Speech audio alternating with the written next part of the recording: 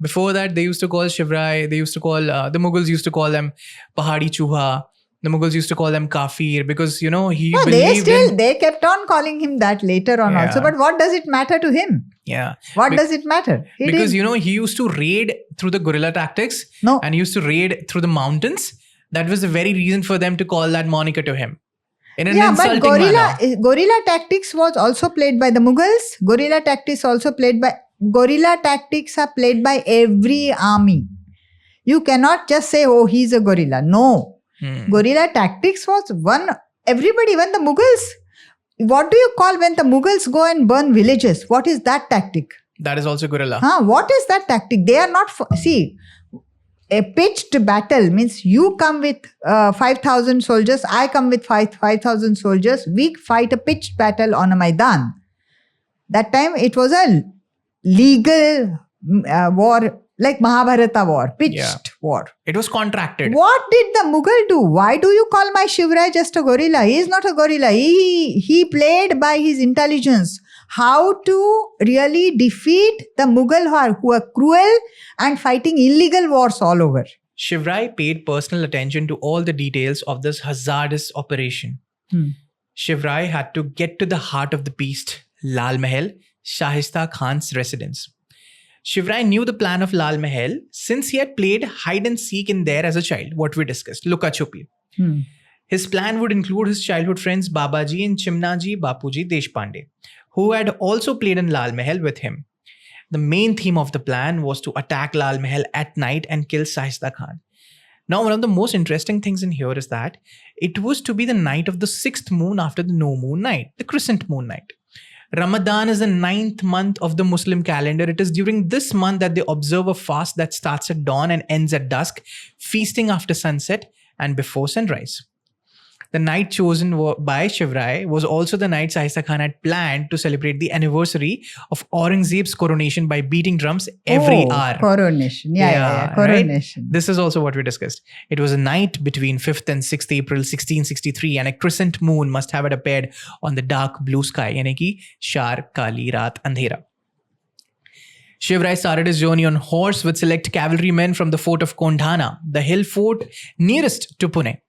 Abbottabad House, Cantonment Defense Pakistan Army. Lal Mahal nearby, the hill fort nearest to Pune, which was Kondhana. Maharaja Jaswant Singh Rathod was camping at the foothills of Kondhana with no inkling of what was going on. He was later blamed for treachery by Shahista Khan. Shivaji's contingent moved on unhindered, dropping detachments on the way for safe withdrawal, dropped their horses and escape. They stopped by the banks of Mutha River and dropped their horses to infiltrate the Mughal camp on foot. Some loud drum beats and some say a large number of Shivrai's men were brought in as slaves. Whatever the case may be, it seems that after the feast, Shivrai and his man gathered in the lonely backyard of Lal Mahal, killing Shahista Khan's unsuspecting guards, what you talked about, stealth, without making a single noise, so that nobody knows and nobody shouts, and the plan goes on according to the plan. Now, this is interesting, ma'am. Shivrai and his men entered the house from the kitchen. The kitchen, as Shivrai remembered, had a door that led to the inner courtyard, but apparently it was closed with bricks and mud. Chimnaji knew where the door stood and asked to break it open. And since they were supposed to break their fast at the dawn, the Khansamas, the royal cooks, were in the kitchen cooking. Some cooks had come to the kitchen to prepare the pre-dawn meal of Ramadan. They were killed too. As Shivrai and his men entered the courtyard lit by a few lamps, their shadows fell on the wall. Some servants and Shahista Khan's senior wives noticed shadows moving across and she started screaming hysterically, alerting Shahista Khan, who was in the bedroom on the 2nd floor with the younger wife.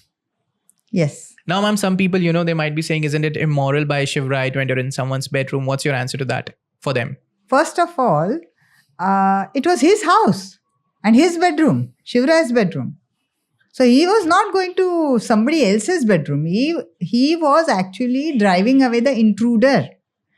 And if you, on the same principle, isn't it then immoral to go to Abbottabad and enter Osama bin Laden's house and kill him in his bedroom in the midst of his wives? Yeah. That you don't say anything, Nobody says anything about that. Everybody is happy about that. And it was done by the biggest and the most powerful country in the world at that That's time. it. It was basically a bullish act. So if you have guts, talk against Them.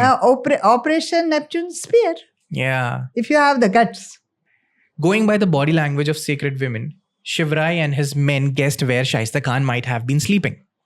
I think the same way how the SEAL Team 6 determined and defined where Osama bin Laden must have been hiding or sleeping, and later found out hiding behind his children Also, and women. here in Osama bin Laden's case, there was a small outhouse there, might have been used as a kitchen. So the SEAL team first went there and they saw a few women, and the women ran into the house.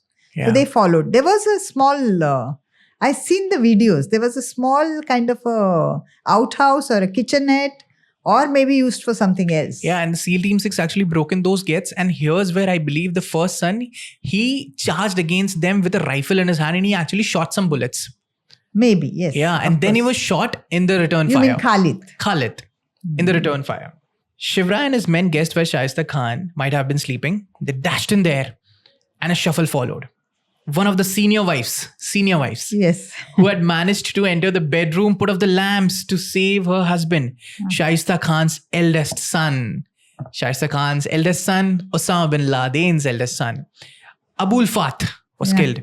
Yeah. One of Shaista Khan's wives who tried to save and shield her husband was killed. While Shaista Khan escaped with minor injuries, he lost his fingers and prestige though.